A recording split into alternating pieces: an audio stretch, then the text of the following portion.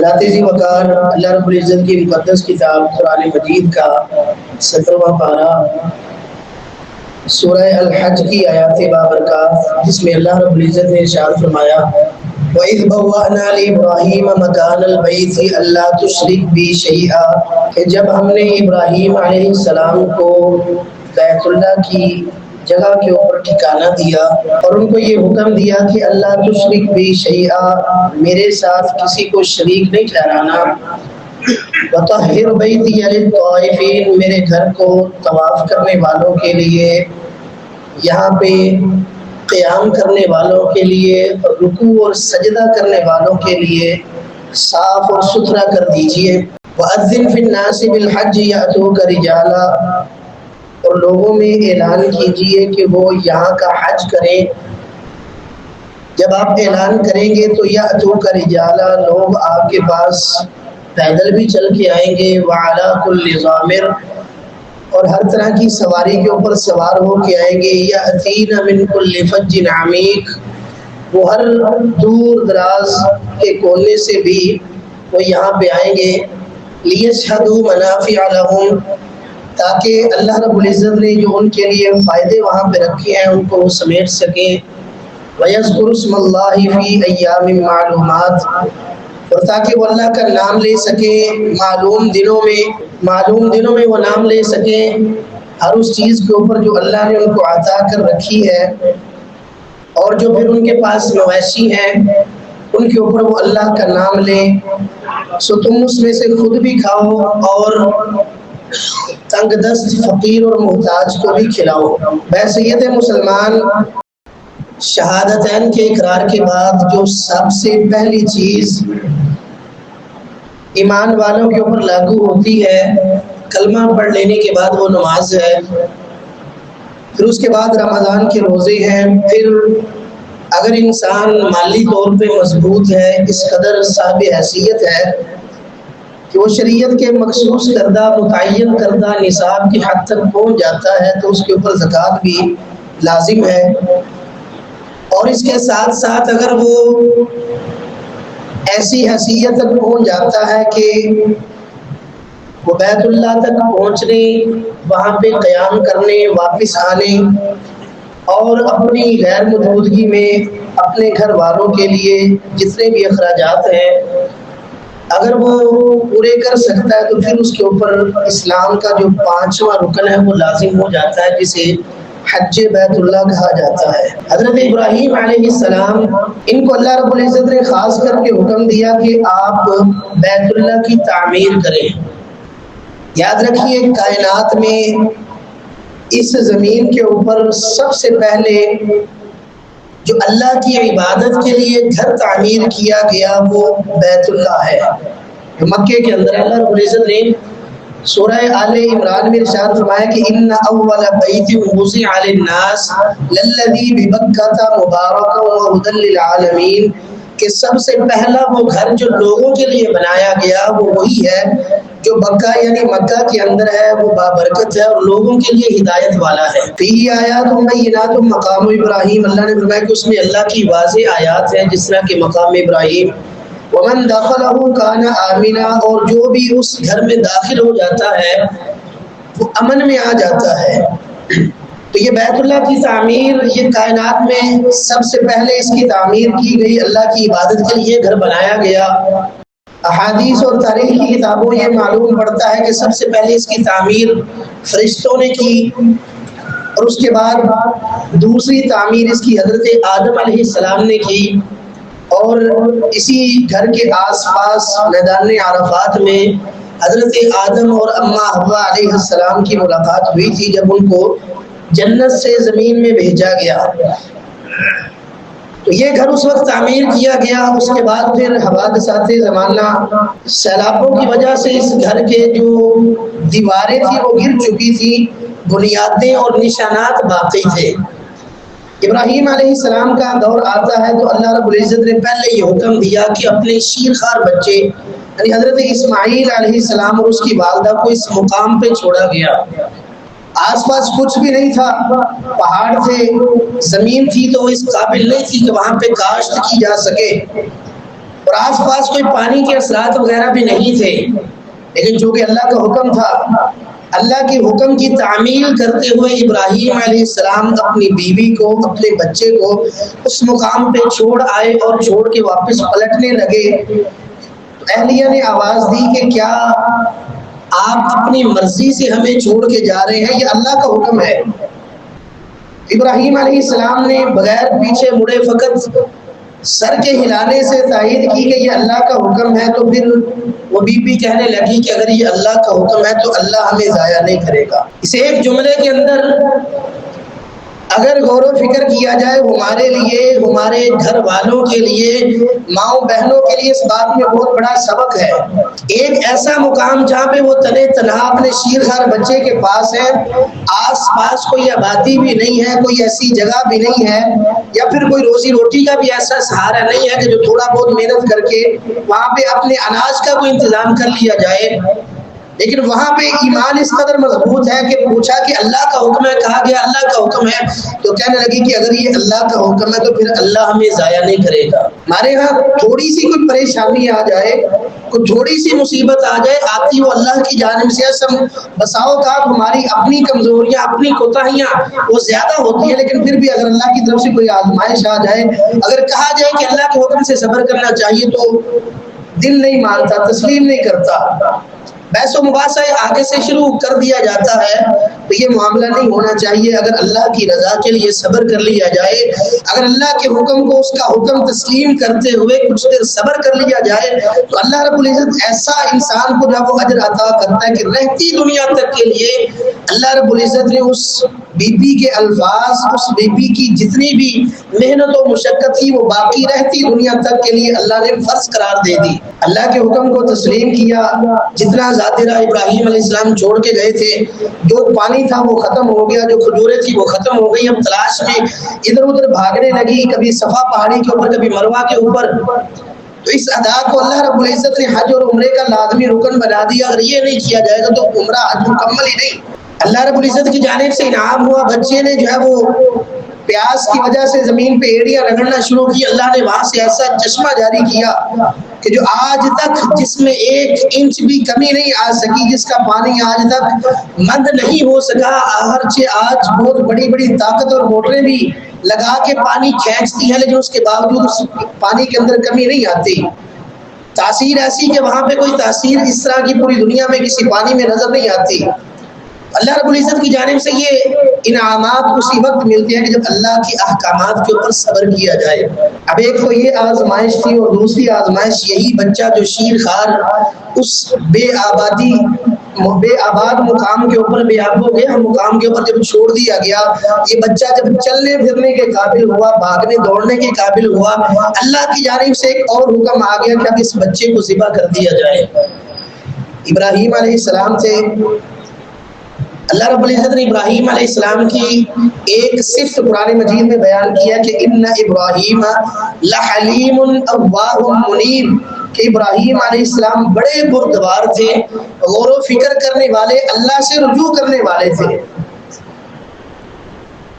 اب خواب دیکھتے ہیں کہ اپنے بیٹے کے گلے کے اوپر چھری چلا رہا ہوں، تو اپنی مرضی مسلط نہیں کی،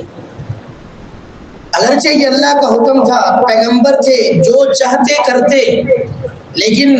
بعد میں آنے والی دنیا کے لیے ایک سبق چھوڑ دیا گیا۔ ابراہیم علیہ السلام نے اپنے بیٹے اسماعیل علیہ السلام سے مشورہ کیا، بیٹے میں خواب میں دیکھتا ہوں کہ میں تمہیں ذبح کر رہا ہوں، فانظر ماذا ترى، آپ بتائیے کہ آپ کا کیا خیال ہے؟ اللہ کا حکم ہے، تعمیل تو اس کے اوپر ہونی ہی ہونی ہے۔ اب آپ بتائیے آپ کا اس معاملے میں کیا مشورہ ہے، کیا رائے ہے، آپ کیا چاہتے ہیں؟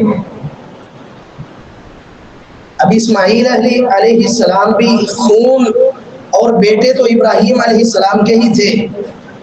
مستقبل میں یہ نبی بننے والے تھے۔ اللہ رب العزت نے فطرت سلیمہ ان کو بچپن سے ہی ودیعت کر دی تھی، فوراً سے سمجھ گئے کہ یہ اللہ کا حکم ہے جو انہیں خواب کی صورت میں دیا گیا۔ کہا کہ ابا جان یا ابتی فعل ما تؤمر، جو آپ کو حکم دیا گیا ہے آپ اس کے اوپر عمل درآمد کیجئے، ستجدنی انشاء اللہ من الصابرین، جہاں تک میرا معاملہ ہے تو میں اگر اللہ نے چاہا تو آپ مجھے صبر کرنے والوں میں سے پائیں گے۔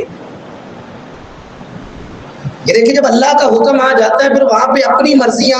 وہ پسے پشت ڈال دی جاتی ہے، کیونکہ ہمارا اپنا ہے ہی کچھ نہیں، ہمارا خالق اللہ ہے، ہمیں پالنے والا اللہ ہے۔ جب اس کا حکم آ جائے پھر ہماری اپنی جب وہاں پہ کوئی بھی نہیں چلتی۔ آج یہ فخر سے کہہ دیا جاتا ہے یا اکڑ کے یہ کہہ دیا جاتا ہے کہ جی میری مرضی، خالق کے مقابلے میں اپنی مرضی کا تصور ہی نہیں ہے۔ جس نے ہمیں بنایا ہے ہم اس کی مرضی کے خلاف جا ہی نہیں سکتے۔ آج ایجادات کا دور ہے، کوئی بھی ایجاد کرنے والا اپنی ایجاد کے بارے میں ہرگز یہ قبول نہیں کرتا کہ اس کی ایجاد کی ہوئی چیز اس کی مرضی کے خلاف کام کرے۔ اگر کسی چیز میں اس طرح کے پہلو پائے جاتے ہیں تو اس چیز کو فوراً سے پہلے تباہ کر دیا جاتا ہے، ختم کر دیا جاتا ہے۔ وہ اللہ ارحم الراحمین ہے کہ اس میں اتنا حوصلہ ہے، اتنا صبر ہے کہ بندے اس کی نافرمانیاں بھی کرتے ہیں لیکن پھر بھی وہ ان کو یک بار کی عذاب میں مبتلا نہیں کرتا بلکہ مہلت دیتا ہے، شاید یہ سمجھ جائیں۔ اسماعیل علیہ السلام کہہ سکتے تھے کہ ابا جان حکم آپ کو ملا ہے، مجھے تو نہیں ملا ہے، میں جو چاہوں کروں، آپ مجھے اس طرح ہاتھ نہیں لگا سکتے۔ لیکن جو فرما برداری اطاعت و فرما برداری اس کا حسین مظہر پیش کیا کہ ابا جان جو آپ کو حکم ملا آپ کر گزریے، میں اللہ نے چاہا تو صبر کرنے والا ملوں گا۔ تو اللہ رب العزت نے اسماعیل علیہ السلام کو بھی بچا لیا، جو امتحان تھا اس میں ابراہیم علیہ السلام بھی کامیاب ہوئے، اسماعیل علیہ السلام بھی کامیاب ہوئے۔ اللہ رب العزت نے پھر ایک اور انعام ان دونوں باپ بیٹوں کے اوپر کیا کہ جب اسماعیل علیہ السلام مزید تھوڑے سے مضبوط ہوتے ہیں تو ابراہیم علیہ السلام کو حکم دیا گیا کہ اب اس گھر جس گھر کے نشانات مدھم ہو چکے تھے اس کو دوبارہ سے تعمیر کیا جائے، اس کی صاف صفائی کی جائے۔ ابراہیم علیہ السلام اور اسماعیل علیہ السلام دونوں مل کر کے مستری اور مزدور بن کے اللہ کے گھر کو تعمیر کرتے ہیں۔ اللہ رب العزت نے قرآن مجید میں یہ منظر بیان کیا وَإِذْ يَرْفَعُ إِبْرَاهِيمُ الْقَوَاعِدَ مِنَ الْبَيْتِ وَإِسْمَاعِيلُ کہ جب ابراہیم علیہ السلام اور اسماعیل علیہ السلام بیت اللہ کی بنیادوں کو بلند کر رہے تھے اور وہ کہہ رہے تھے کہ ربنا تقبل منا انک انت السمیع العلیم، اے ہمارے رب ہماری اس کاوش کو قبول کرنا، تو سننے والا اور جاننے والا ہے۔ اس سے ایک اور سبق یہ ہمیں ملتا ہے کہ اللہ رب العزت کے حکم کے مطابق اس کی توفیق سے اگر ہم کوئی نیک عمل کرنے لگے تو ساتھ میں یہ بھی دعا ہماری محنت کے اندر ہماری جو ہے وہ دعاؤں میں یہ دعا بھی لازمی شامل ہونی چاہیے کہ اللہ بلا شبہ یہ توفیق تیری جانب سے تھی لیکن اس کو اب قبول بھی تم نے ہی کرنا ہے، اللہ اسے قبول بھی کرنا، کیونکہ صرف نیک عمل کر لینا ہی کافی نہیں ہے۔ اصل چیز اس عمل کی قبولیت جو ہے وہ اللہ کے ہاں کس انداز سے جاتی ہے، اصل چیز یہ ہے۔ ورنہ اللہ رب العزت نے قرآن مجید میں ارشاد فرمایا هل اتاك حدیث الغاشیہ وجوہ یومئذ خاشعہ عاملۃ ناصبہ تصلی نارا حامیہ، فرمایا کہ کیا آپ کے پاس ڈھانپ دینے والی قیامت کی خبر نہیں آئی کہ جس دن چہرے ڈرے ڈرے سے ہوں گے، عمل کیے ہوں گے اور کر کر کے تھکے ہوئے ہوں گے، لیکن تصلی نارا حامیہ پھر بھی وہ کھولتی ہوئی آگ میں، پھر بھی وہ بھڑکتی ہوئی آگ میں، گرم آگ میں داخل ہو جائیں گے۔ وجہ کیا ہوگی کہ ان کی جتنی بھی مشقت تھی، جتنے بھی ان کے عمل تھے وہ سارے کے سارے رائے گاں کر دیے جائیں گے، ضائع کر دیے جائیں گے۔ اس لیے اعمال کی اگر اللہ تعالیٰ توفیق دے تو اس کی قبولیت کی دعا بھی اللہ رب العزت سے کرنی چاہیے۔ ایک چھوٹا عمل نہیں تھا، ایک عام مسجد کو انسان تعمیر کرے تو اس کے بارے میں اللہ کے نبی صلی اللہ علیہ وسلم نے ارشاد فرمایا من بنا للہ مسجدا بنا اللہ لہ بیتا فی الجنہ،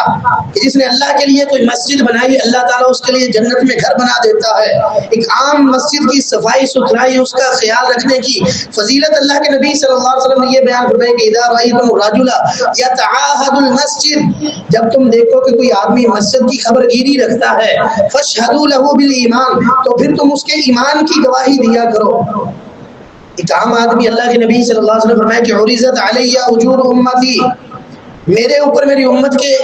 جتنے بھی اعمال ہیں وہ پیش کیے گئے،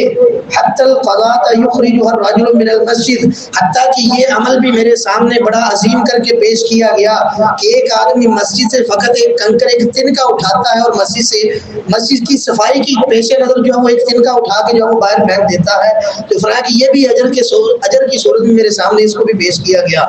عام مسجد وہ جو اللہ کا گھر ہے جہاں پہ ایک نماز 1,00,000 کے برابر قرار پاتی ہے، تو اس کی خدمت کرنا، اس کی صاف صفائی کرنا، یہ کس قدر عظیم کام ہوگا۔ لیکن اس کے ساتھ ساتھ اللہ سے دعا مانگ رہے ہیں۔ اللہ کے یہ دونوں اولو العزم پیغمبر حضرت ابراہیم علیہ السلام اور اسماعیل علیہ السلام کہتے ہیں کہ ربنا تقبل منا، اللہ ہم سے یہ نیکی قبول کرنا کہ تو سننے والا ہے، جاننے والا ہے۔ ربنا وجعلنا مسلمین لک، اے اللہ ہم دونوں کو اپنا مطیع و فرما بردار بنا رکھنا۔ ومن ذریتنا امۃ مسلمۃ لک، اللہ ہماری اولادوں میں سے بھی ایک امت ایسی پیدا کر رکھنا جو تیری مطیع اور فرما بردار ہو۔ وارنا مناسکنا، اللہ ہمیں ہمارے حج کے جتنے بھی طریقے ہیں وہ سکھا دینا۔ وتب علینا، ہمارے اوپر مہربانی کرنا۔ انک انت التواب الرحیم، بے شک تو توبہ قبول کرنے والا، تو مہربانی کرنے والا، رحم کرنے والا ہے۔ جب یہ گھر تعمیر ہو جاتا ہے پھر اللہ کی جانب سے حکم آتا ہے کہ وطہر بیتی للطائفین والقائمین والرکع السجود، کہ میرے گھر کو قیام کرنے والوں کے لیے، طواف کرنے والوں کے لیے، رکوع اور سجدہ کرنے والوں کے لیے پاکیزہ کر دیجئے، صاف ستھرا کر دیجئے۔ وَأَذِّنْ فِي النَّاسِ بِالْحَجِّ، اب لوگوں میں حج کا اعلان کیجئے کہ لوگ یہاں پہ آئیں، حج کریں۔ یَأْتُوکَ رِجَالًا، آپ نے اعلان کرنا ہے لوگ پیدل بھی وہاں پہ آئیں گے۔ وَعَلَىٰ كُلِّ ضَامِرٍ، ہر قسم کے جانور کے اوپر سوار ہو کے بھی آئیں گے، ہر طرح کی سواری کے اوپر آئیں گے۔ یَأْتِینَ مِنْ كُلِّ فَجٍّ عَمِیقٍ، ہر دور دراز کے کونے سے وہ یہاں پہ پہنچیں گے۔ اور ابراہیم علیہ السلام کے عہد میں شروع ہونے والا حج آج ایک عظیم اجتماع کی صورت اختیار کر جاتا ہے۔ یہ اللہ رب العزت کے اس حکم کا ہی فرمان ہے کہ یأتین من کل فج عمیق، وہ دنیا کے ہر کونے سے وہاں پہ آئیں گے، اور ہر سال ہی 35-40 لاکھ افراد دنیا کے مختلف کونوں سے وہاں پہ پہنچتے ہیں اور ابراہیم علیہ السلام کی سنت کو زندہ رکھنے کی کوشش کرتے ہیں، کہ جس کی فضیلت اللہ کے نبی صلی اللہ علیہ وسلم نے ارشاد فرمائی کہ من حج للہ، جو اللہ کے لیے حج کرتا ہے، اللہ کی رضا کے لیے، فلم یرفس، پھر وہ کوئی بےہودہ بات نہیں کرتا، ولم یفسق، اور نہ ہی کوئی فضول عمل کرتا ہے، اللہ کی نافرمانی والا کوئی کام کرتا ہے، فلم یرفس ولم یفسق رجع کیوم ولدته امه، تو وہ اس طرح سے پلٹتا ہے، یعنی حج کرنے کے بعد اللہ رب العزت اسے اس طرح سے پاک صاف شفاف بنا دیتا ہے کہ یوم ولدته امه، اس کی کیفیت اس طرح کی ہو جاتی ہے جس طرح آج ہی اس کی والدہ نے اس کو جنم دیا، اور بالکل وہ خطاؤں سے پاک ہو جاتا ہے۔ وہی حج اور عمرہ جس کے بارے میں اللہ کے نبی صلی اللہ علیہ وسلم نے فرمایا کہ تابعوا بین الحج والعمرہ، لوگوں حج اور عمرہ کرتے رہا کرو، فإنہما ينفیان الفقر، یہ انسان کی محتاجی کو ختم کرتے ہیں، وہ ذنوب اور انسان کے گناہوں کی بھی معافی کا سبب بنتے ہیں۔ تو اللہ کے نبی صلی اللہ علیہ وسلم نے ایسے لوگوں کے لیے کہ جن کے پاس اللہ رب العزت نے ان کو مالی استطاعت سے نواز رکھا ہے، جو اس قدر اخراجات برداشت کرنے کی طاقت رکھتے ہیں کہ وہاں پہنچ سکے، وہاں پہ قیام کر سکے، وہاں سے واپس آ سکے، اور اپنی عدم موجودگی میں گھر والوں کے لیے جو ہے وہ اخراجات رکھ سکے، ایسے لوگوں پہ اللہ کے نبی صلی اللہ علیہ وسلم نے حج فرض قرار دیا۔ آپ نے جو ہے وہ حجۃ الوداع کے موقع پہ ارشاد فرمایا کہ ایھا الناس فرض علیکم الحج فحجوا، تمہارے اوپر حج فرض کیا گیا لہذا تم حج کیا کرو۔ ایک صحابی کھڑے ہوئے اللہ کے نبی صلی اللہ علیہ وسلم، افی کل عام، حضور کیا ہر سال ہی حج فرض ہے؟ آپ نے فرمایا کہ اگر میں یہاں پہ ہاں کہہ دوں تو پھر تمہارے اوپر ہر سال فرض ہو جائے گا، لیکن تم پھر اس کی استطاعت نہیں رکھو گے، تو اس لیے حج پوری زندگی میں فقط ایک بار فرض ہے، وہ بھی اس آدمی کے لیے کہ جس کے پاس اللہ رب العزت نے جس کو اتنی استطاعت سے دے، اتنی استطاعت سے نواز رکھا ہو، جو ذات راہ رکھتا ہو، اس کے اوپر اللہ رب العزت نے زندگی میں ایک بار حج فرض کیا، اور یہ کرنا چاہیے۔ اس میں انسان کے لیے دنیاوی طور پہ بھی اور آخرت کے طور پہ بھی اللہ رب العزت نے بہت زیادہ انعامات بھی رکھے ہیں، اللہ نے بہت زیادہ نشانیاں بھی رکھی ہیں، اور اللہ رب العزت نے بہت زیادہ بخشش اور مغفرت کے ذریعے بھی انسان کے لیے رکھے ہیں۔ سب سے پہلے تو یہ دیکھیے کہ جس طرح انسان پیدا ہوتا ہے، کائنات میں کوئی امیر ہے، غریب ہے، جس طرح کے گھر میں بھی ولادت ہوتی ہے، اس کا پروسیجر، اس کا طریقہ ایک ہی ہے۔ دنیا سے انسان جب جاتا ہے، جب فوت ہو جاتا ہے، ایک ہی طرح کی زمین میں انہیں سپرد خاک کیا جاتا ہے۔ اللہ رب العزت اسی برابری کو،